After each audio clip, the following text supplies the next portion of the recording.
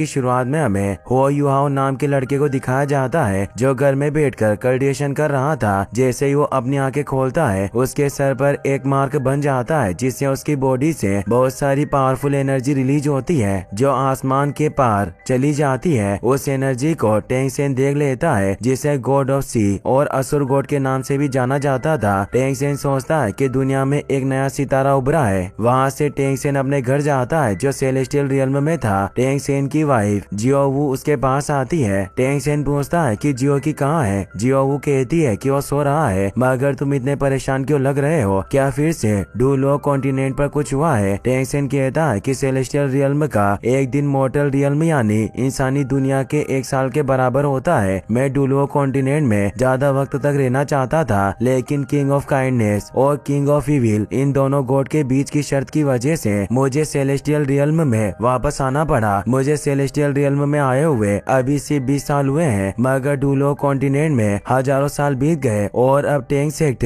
पूरी तरह से बर्बाद हो गया। यहाँ आने के बाद मैं दोबारा मॉर्टल रियल्म के साथ कुछ नहीं कर सका। मैंने बस डूलो कॉन्टिनेंट को पूरी तरह बदलते हुए देखा। जियो कहती है कि काइंडनेस और इविल बहुत चालाक हैं। वो दोनों शर्त का बहाना बनाकर मॉर्टल रियल्म में चले गए। 4000 साल पहले अर्थ में हलचल होने की वजह से कॉन्टिनेंट टकराए जिस वजह से डूलो कॉन्टिनेंट का सरफेस दुगना हो गया जिससे सारी चीजें बदल गई। 4000 साल पहले वेस्ट का रियू कॉन्टिनेंट डूलो कॉन्टिनेंट से टकराया जिसकी वजह से रियू एम्पायर की फाइट डूलो कॉन्टिनेंट की कंट्री से हुई। डूलो कोएलिशन यानी गठबंधन के पास टेंग सेक्ट के हिडन वेपन्स थे लेकिन फिर भी रियू एम्पायर ने सब कुछ बर्बाद कर दिया। टेंग सेन कहता है कि 10,000 साल पहले डूलो कॉन्टिनेंट पर सिर्फ 2 एम्पायर थे जिनका नाम तियानडू एम्पायर और जिंगलुओ एम्पायर था लेकिन वॉर की वजह से अब वहाँ 4 एम्पायर बन गए जिसका नाम sun and moon empire, star Luo empire, Tianhun empire और डूलिंग एम्पायर है। उस वक्त टेंग सेक्ट बहुत ताकतवर हुआ करता था लेकिन 4000 साल के बाद टेंग सेक्ट पूरी तरह बर्बाद हो गया। मैं गॉड किंग हूँ लेकिन मैं भी टेंग सेक्ट को बर्बाद होने से नहीं बचा पाया। जियो टेंग सेन से कहती है कि तुम इन चीजों के बारे में सोचकर अपने आप पर ज्यादा बोझ मत डालो। इन सब चीजों को याद करके अब कोई फायदा नहीं है। अब हम इसे बदल नहीं सकते। टेंग सेक्ट बर्बाद हुआ क्योंकि दुनिया अब आगे बढ़ चुकी है। तुम्हें अब इसके बारे में सोचने की जरूरत नहीं है। टेंग सेन कहता है कि मैंने खुद टेंग सेक्ट को बनाया था। इसे इस तरह बर्बाद होते देख मुझे बहुत बुरा लग रहा है। अब ऐसा लगता है कि डूलो कॉन्टिनेंट में एक नया सितारा चमका है। उसका भाग्य टेंग सेक्ट से जुड़ा होगा।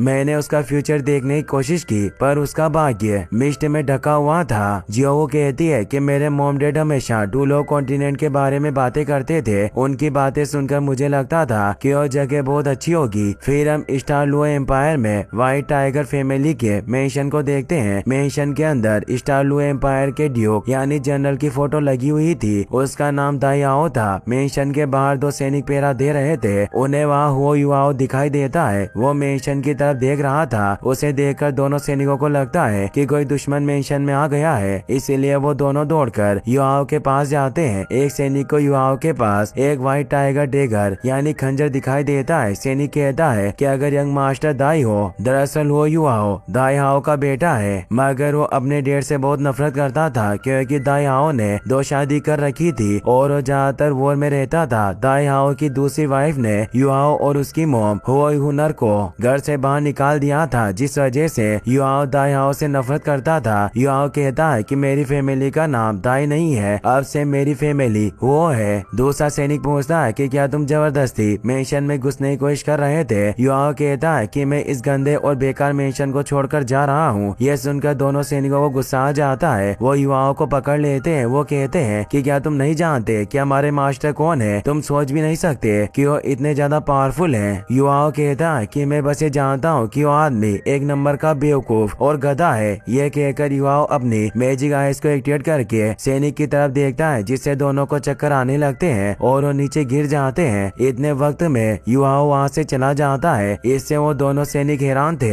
एक सैनिक कहता है कि उसके पास व्हाइट टाइगर डेगर था जो जनरल का साइन है और उस लड़के ने कहा था कि वो फैमिली से है, डाई से नहीं। दूसरा सैनिक कहता है कि हमें इन बातों को भूल जाना चाहिए, जनरल आते ही होंगे, हमें अलर्ट रहना होगा। फिर हम देखते हैं कि दायाओ अपने सैनिकों के साथ कहीं जा रहा था। युवाओं भी दूर से उसे देख रहा था। दायाओ को एहसास होता है कि कोई उसे देख रहा है पर जब वो युवाओं को देखते हैं तो जल्दी से पीछे छिप जाता है, जिससे दाई हाओ को उसके बारे में पता नहीं चलता और वो अपनी सेना के साथ वहाँ से चला जाता है। युआओ को अपना पास्ट याद आता है जब दाई हाओ की दूसरी पत्नी युआओ और उसकी मॉम हो यूनर को घर से बाहर निकाल रही थी। वो कहती है कि अब तुम्हें और तुम्हारे बेटे को ड्यू के घर में रहने की इजाजत नहीं है। अब से तुम अपने बेटे के साथ कार्ड यार्ड में एक झोपड़ी बनाकर रहोगी। हो यूनर बहुत अच्छी और नर्म दिल किस्म की थी, जिस वजह से वो दूसरी पत्नी को कुछ नहीं कहती। लेकिन इस बात से युवाओं को दाई से बहुत ज्यादा नफरत हो जाती है, क्योंकि अगर वो यहाँ होता तो ये सब कभी नहीं होता। एक दिन यूनर की तबीयत बहुत खराब हो गई, पर फिर भी वो घर का काम कर रही थी, जिस वजह से वो बेहोश हो जाती है। यह देखकर युवाओं रोने लगता है। वो मदद मांगता है पर कोई उसकी मदद नहीं करने आता।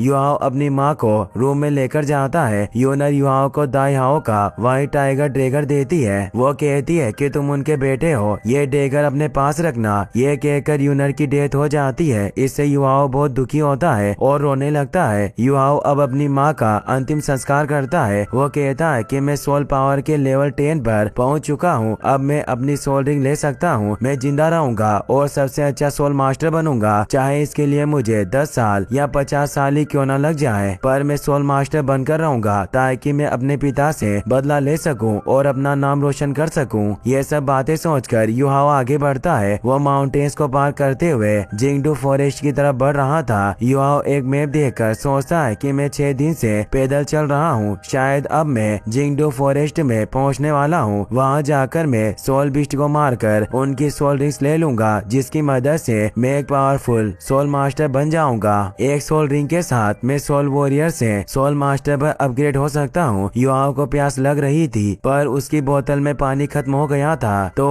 आसपास नदी ढूंढने लगता है। आगे जाकर उसे एक नदी मिलती है, जिसे देखकर युवाओं खुश होता है। वो पानी पी लेता है। युवाओं को भूख भी लग रही थी। वो व्हाइट टाइगर खंजर से एक लकड़ी को नुकीला कर लेता है ताकि उससे वो फिश पकड़ सके। उस ड्रैगर को देखकर युवाओं को अपनी मोम यूनर की बात याद आती है। उसने कहा था कि ड्रैगर हमेशा अपने पास रखना और तुम उनके बेटे हो। लेकिन युवाओं दाई हाओ से बहुत नफरत करता था। युवाओं अपनी मैजिकल आइज को ओपन करता है, जिससे फिश और बाकी चीजें स्लो हो जाती है। युवाओं लकड़ी की मदद से फिश को पकड़ लेता है। उसके बाद वो आग जलाकर अपने लिए फिश सेकने लगता है। तभी एक लड़की उसके पास आती है, जिसका नाम टेंगिया था। अचानक से उसे देखकर युवाओं डर जाता है। टेंगिया कहती है कि क्या तुम ये फिश मुझे बेच सकते हो, इसमें बहुत अच्छी खुशबू आ रही है। युवाओं बिना पैसे लिए उसे फिश दे देता है। टेंगिया फिश खाने लगती है। उसका साथी बे कहता है कि अभी तक इस लड़के ने एक भी फिश नहीं खाई और तुम उससे पहले ही खाने लगी। टेंगिया गुस्से से कहती है कि तुमने मुझे क्या कहकर बुलाया। बे कहता है कि मुझे माफ कर दो, मैं तुम्हें मिस टेंगिया कहकर बुलाऊंगा। बे उसे शांत करता है। युवाओं बे को भी एक फिश देता है। बे कहता है कि अभी तक तुमने कुछ भी नहीं खाया, पहले तुम इसे खा लो। युवाओं कहता है क्या फिक्र मत कीजिए, मेरे पास बहुत फिश है। बे उसके पास बैठ जाता है। वो युवाओं को अपना नाम बताकर उससे उसका नाम पूछता है। युवाओं उन्हें अपना नाम बताता है। इतनी देर में टेंगिया अपनी फिश खा लेती है। उसे फिश इतनी ज्यादा पसंद आती है कि वो खुशी से इधर उधर घूमने लगती है। इससे युवाओं खुश होता है। कुछ देर में तीनों खाना खा लेते हैं। युवाओं अपना बैग लेकर वहाँ से जाने लगता है। बे पूछता है कि तुम कहाँ जा रहे हो। हम जिंगडू फॉरेस्ट से ज्यादा दूर नहीं है, जहाँ बहुत सारे सोल बीस्ट छिपे होते हैं। युवाओं कहता है कि आप मेरी फिक्र मत करो, अगर कभी मौका मिला तो हम फिर मिलेंगे। वो वहाँ से चला जाता है। टेंगिया कहती है कि वो जानबूझकर जिंगडू फॉरेस्ट की तरफ जा रहा है, क्या वो मरना चाहता है। बे कहता है कि मैं उसकी सोल पावर को महसूस कर सकता हूँ, शायद वो सोल रिंग ढूंढ रहा है। टेंगिया कहती है कि उसकी सोल पावर काफी कमजोर है, फिर भी वो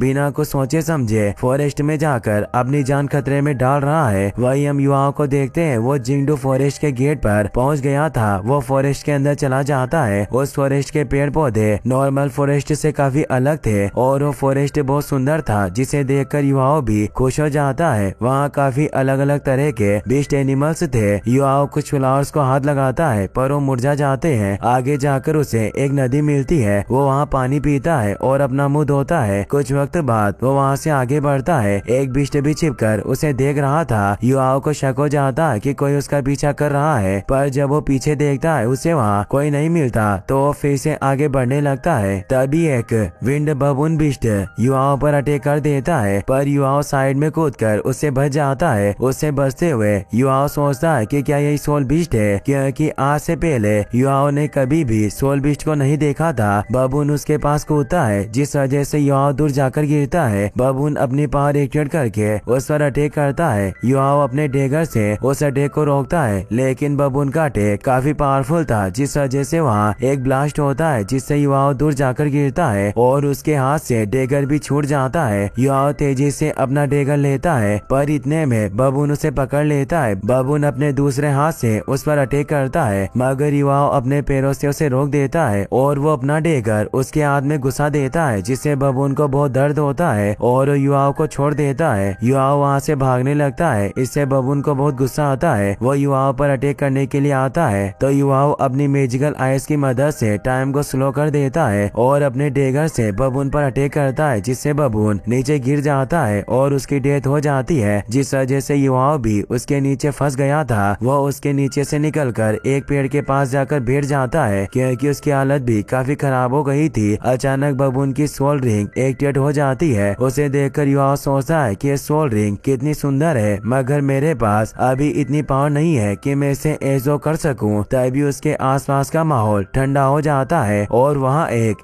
स्काई ड्रीम आइस वॉर्म आती है। युआओ सोचता है कि अचानक यहाँ इतनी ठंड कैसे बढ़ गई। स्काई ड्रीम वॉर्म एक लिटिल वॉर्म बनकर युआओ के पास आती है, जिस वजह से उसकी बॉडी पूरी तरह आइस में जम जाती है, जिससे वो बेहोश हो जाता है, जिसकी वजह से युआओ अपने कॉन्शियसनेस स्पेस में जाता है, पर उसे अभी तक होश नहीं आया था। स्काई ड्रीम कहती है कि आखिरकार मुझे एक इंसान मिल ही गया जिसमें मेंटल एट्रीब्यूट यानी मानसिक विशेषताएं हैं, पर इसकी बॉडी इतनी ज्यादा कमजोर है कि मैं इसे अपनी पूरी पावर नहीं दे सकती। आखिरकार इसकी बॉडी इतनी कमजोर क्यों है? तभी स्काई ड्रीम को कुछ महसूस होता है। वो कहती है कि ऐसा कौन है जो इस इंसान के लिए मुझसे फाइट करना चाहता है। एक मिस्टीरियस वॉइस कहती है कि सन, मून एंड स्टार ये सब मेरी पहुंच में है और मेरे जैसा इस पूरी दुनिया में कोई दूसरा नहीं है। वो मिस्टीरियस पावर युआओ के कॉन्शियसनेस स्पेस में होल्ड करती है, जिससे वहाँ एनर्जी के कुछ टोर्नेडो एक्टिवेट हो जाते हैं। स्काई ड्रीम कहती है कि मैं स्काई ड्रीम आइस वॉर्म हूँ और ये एक मेंटल एट्रीब्यूट इंसान है। इसे यहाँ से ले जाने की तुम्हारी हिम्मत कैसे हुई? मिस्टीरियस पावर इसका कोई जवाब नहीं देती और उन टोर्नेडो की मदद से वो मिस्टीरियस पावर युआओ के कॉन्शियसनेस स्पेस में आ जाती है। उसके बाद वो होल बंद हो जाता है। स्काई ड्रीम सोचती है कि ये जो भी बेवकूफ था, ये अपनी इस पावर से मेरा मुकाबला नहीं कर पाएगा। अब मुझे सब बातें भूलकर पहले इस इंसान के साथ जुड़ना होगा। स्काई ड्रीम युआओ के आसपास घूमने लगती है, जिसकी वजह से युआओ के कॉन्शियसनेस स्पेस में कुछ एनर्जी सील्स आ जाती है। कुछ वक्त बाद युआओ को होश आ जाता है। वो कहता है कि स्काई ड्रीम आइस वॉर्म क्या है? अगर ये जगह जिंगडू फॉरेस्ट नहीं है तो मैं कहाँ हूँ? स्काई ड्रीम कहती है कि यह तुम्हारी माइंड आई है, जिसे स्पिरिचुअल सी यानी कॉन्शियसनेस स्पेस के नाम से भी जाना जाता है, और अब से ये मेरा घर भी है। स्काई ड्रीम इनविजिबल होकर ये सब कह रही थी, जिस वजह से युआओ उसे नहीं देख पाता। युआओ कहता है कि आखिरकार मुझसे बात कौन कर रहा है? क्या मैं सपना देख रहा हूँ? स्काई ड्रीम उसके सामने आकर कहती है कि क्या तुम्हें सच में लगता है कि तुम्हें इतना अच्छा सपना आ सकता है? मैंने तुम्हें बताया ना कि यह तुम्हारा स्पिरिचुअल वर्ल्ड है। युआओ स्पिरिचुअल वर्ल्ड के बारे में पूछता है। स्काई ड्रीम कहती है कि तुम बहुत बड़े बेवकूफ हो, मुझे तुम्हें सब चीजें दोबारा से बतानी होगी। तुम्हारी आंखें मार्शल सोल है, जिसे स्पिरिचुअल आइज कहते हैं। अगर तुम इसकी पावर को एक्टिवेट करना चाहते हो तो तुम्हें अपनी सोल पावर को स्पिरिचुअल पावर में बदलना होगा और उस पावर को अपनी स्पिरिचुअल आइज की मदद से रिलीज करना होगा। तुम्हारी माइंड आइज तुम्हारी स्पिरिचुअल पावर को इकट्ठा करती है और वो खास जगह तुम्हारे दिमाग और स्पिरिचुअल आइज के पीछे है। मैं डूलो कॉन्टिनेंट की एकमात्र 1 मिलियन साल पुरानी सोल बीस्ट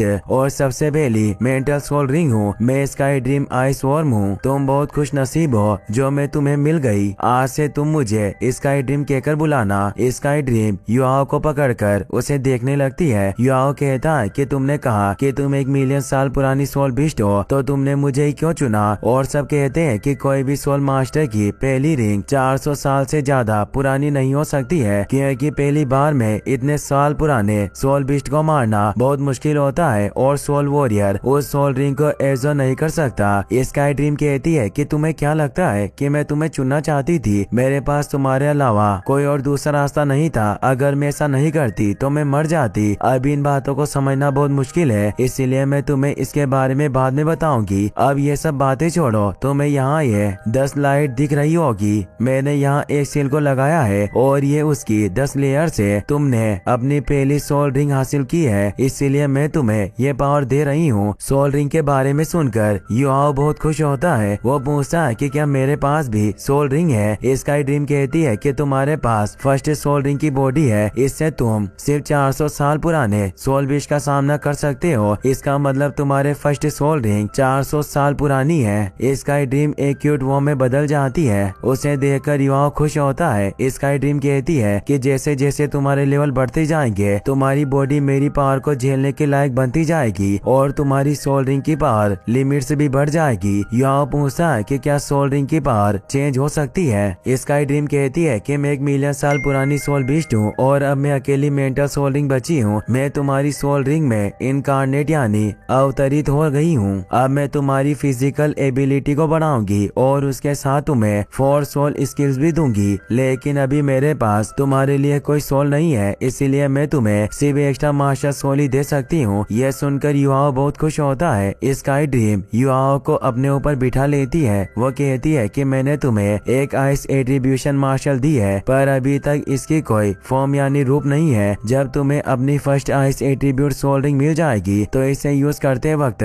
तुम्हें संभल कर रहना होगा। युआओ कहता है कि मैं इस बात का ध्यान रखूंगा, पर तुमने उन 4 सोल स्किल्स के बारे में कुछ नहीं बताया। स्काई ड्रीम कहती है कि इसका पता तुम्हें खुद लगाना होगा, लेकिन तुम्हें ज्यादा खुश होने की जरूरत नहीं है क्योंकि सारे 4 सोल स्किल्स सपोर्टिव स्किल्स है। इनका यूज तुम कॉम्बैट में ज्यादा नहीं कर पाओगे। उन लोगों से बचकर रहना जो तुम्हारी सोल स्किल्स के बारे में पूछते हैं, क्योंकि वो इन स्किल्स के लिए तुम्हें मार भी सकते हैं। इसीलिए तुम दूसरे लोगों से कहना कि मेरे पास सिर्फ एक ही सोल स्किल है, तुम अभी काफी कमजोर हो, तुम्हें अभी बहुत आगे जाना है, इसीलिए सबसे पहले ट्रेनिंग करके स्ट्रॉन्ग और पावरफुल बनो। युआओ कहता है कि कोई भी एकदम से ऊपर नहीं पहुंच सकता, हमें एक वक्त पर एक ही कदम उठाना चाहिए। मैं ट्रू सक्सेस पाने के लिए हार्ड ट्रेनिंग करूंगा। स्काई ड्रीम कहती है कि यह बहुत अच्छी बात है, पर अब तुम्हारे जाने का वक्त आ गया है। वो युआओ को उसके कॉन्शियसनेस स्पेस से बाहर भेज देती है। फिर हम टेंग्या और बेबे को युआओ के पास देखते हैं। युआओ को अभी तक होश नहीं आया था।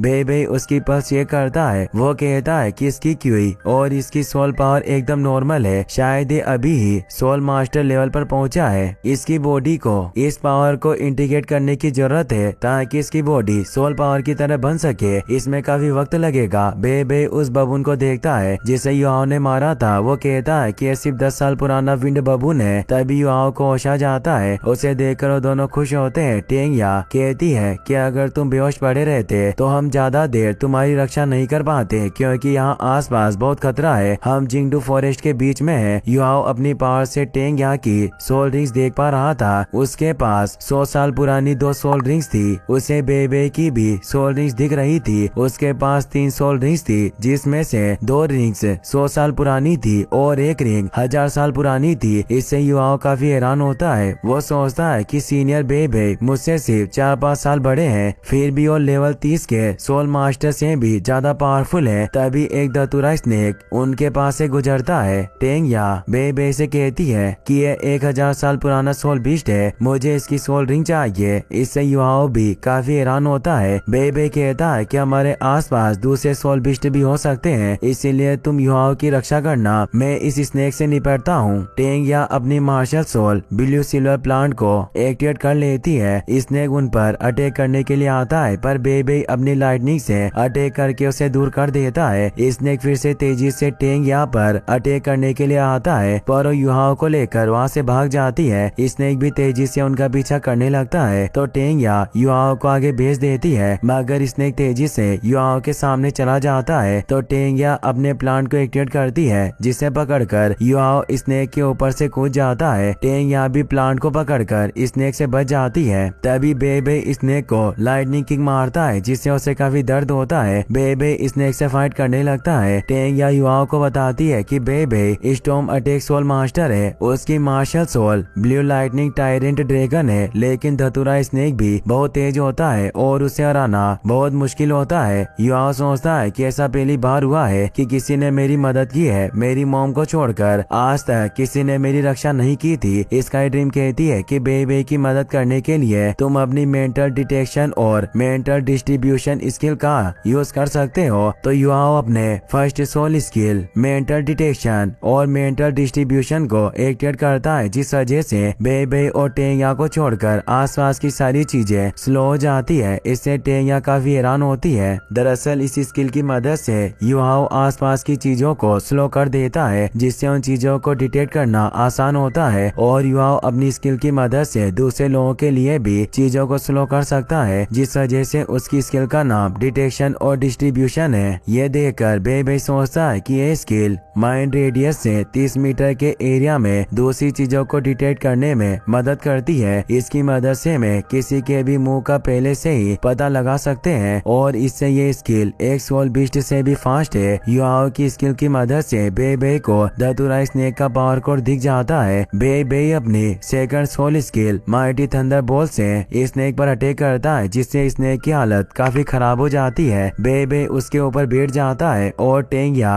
अपनी स्वॉर्ड से स्नेक को मार देती है, जिससे यहाँ काफी एनर्जी रिलीज होती है। स्नेक के मरने के बाद उसकी सोल रिंग बाहर आ जाती है, जिसे देखकर टेंगया बहुत खुश होती है। वो सोल रिंग को एग्जॉ करने के लिए कल्टिवेशन करने लग जाती है। अपनी सोल स्किल यूज करने की वजह से युहाओ भी काफी थक गया था। बेबे कहता है कि तुम्हारी सोल स्किल की मदद से मैं इस 1000 साल पुराने सोल बिस्ट को मार पाया, इसीलिए तुम्हारा शुक्रिया। हम टेंगया के लिए थर्ड सोल रिंग ढूंढने के लिए जिंगडू फॉरेस्ट में आए थे और तुम्हारी मदद से अब टेंगया लेवल 30 पर पहुंच गई है। उसकी तरफ से भी मैं तुम्हें थैंक्स कहता हूँ। युहाओ कहता है कि आप ये कैसी बातें कर रहे हैं, आप दोनों ने मेरी जान बचाई, मैंने बस उस एहसान को चुकाया है। यह सुनकर बेबे खुश होता है। युहाओ पूछता है कि टेंगया की मार्शल सोल क्या है। बेबे बताता है कि टेंगया की martial soul blue silver plant है। यह सुनकर युहाओ हैरान हो जाता है। वो कहता है कि टैंक सेट के फाउंडर और god of sea Tang San, उनकी मार्शल सोल भी ब्लू सिल्वर प्लांट है। इससे बेबे हैरान होता है। वो पूछता है कि तुम्हें गॉड ऑफ सी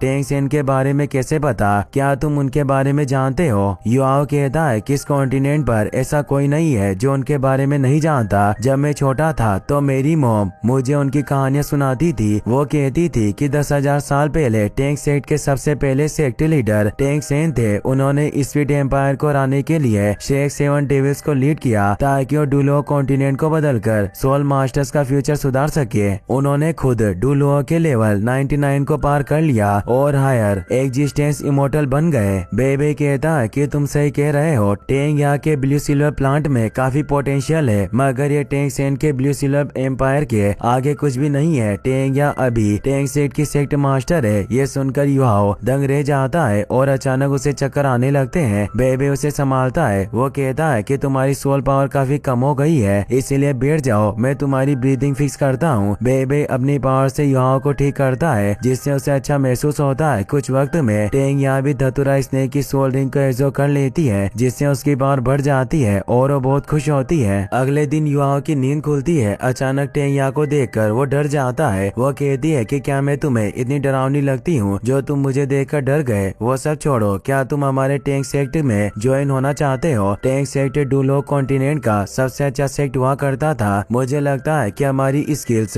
तुम्हारे कल्टिवेशन के लिए बहुत अच्छी रहेगी। टेंगया युहाओ को एक रिकॉर्ड दिखाती है। वो बताती है कि स्टेजर को जुआनतियान रिकॉर्ड्स के नाम से भी जाना जाता है। इसमें टैंक सेट की सीक्रेट स्किल्स है, जैसे गोस्टली ट्रेस, पर्पल डीमन आई, जुआन यू हैंड और बहुत सारी स्किल्स। टैंक सेक्ट अब पहले जैसा नहीं रहा, लेकिन तुम्हारे पास अब भी तुम्हारी सेक्ट मास्टर यानी मैं और बेबे है, इसीलिए तुम्हें फिक्र करने की कोई जरूरत नहीं है। इसी तरह टेंगया टैंक सेट की तारीफ करने लगती है ताकि युहाओ सेक्ट ज्वाइन कर ले। युहाओ कहता है कि मैं तुम्हारा टैंक सेक्ट ज्वाइन करने के लिए तैयार हूँ। मेरी फैमिली नहीं है और मैं जहाँ टैलेंटेड भी नहीं हूँ, पर मेरी मार्शल सोल म्यूटेड है। तुम दोनों ने बहुत बार मेरी जान बचाई और मुझे टैंक सेक्ट ज्वाइन करने के लिए इनवाइट किया। तुम दोनों से मिलना मेरी जिंदगी की सबसे अच्छी चीज है। मैं टैंक सेट को दोबारा खड़ा करने में तुम्हारा साथ दूंगा। यह सुनकर टेंगया बहुत खुश होती है। वो कहती है कि हम सब हार्ड ट्रेनिंग करके अपने कल्टिवेशन को सुधारेंगे, उसके बाद हम टैंक सेट की ग्लोरी को वापस पा लेंगे। जिंगडू फॉरेस्ट से निकलने के बाद मेरे पास तुम्हारे लिए एक सरप्राइज है। यह सुनकर युहाओ खुश होता है। तीनों वहाँ से आगे बढ़ने लगते हैं। कुछ वक्त बाद टेंगया को भूख लगने लगती है। वो बेबे को फिश पकड़ने के लिए कहती है, तो बेबे अपनी लाइटनिंग पावर से शॉक देकर फिश को नदी से बाहर निकाल लेता है। यह देखकर युहाओ चौंक जाता है। युहाओ उन फिश को भूनने लगता है। उसे देखकर टेंगया भी फिश भूनने की कोशिश करती है, पर वो पूरी फिश को जला देती है। वो शर्मा कर उन दोनों से दूर चली चली जाती है। युआओ फिश भूनकर टेंगया को देता है, जिससे टेंगया बहुत खुश होती है। वो युआओ से कहती है कि खाना खाने के बाद हम तुम्हें टेंग सेक्ट की अल्टीमेट स्किल्स दिखाएंगे। तीनों खाना खा लेते हैं। फिर बेबे पर्पल डीमन आई जुआन यू हैंड और गोशली ट्रेस को एक्टिवेट करता है और 100 हिडन वेपन मुंह से पट्टियों पर अटैक करता है। फिर बेबे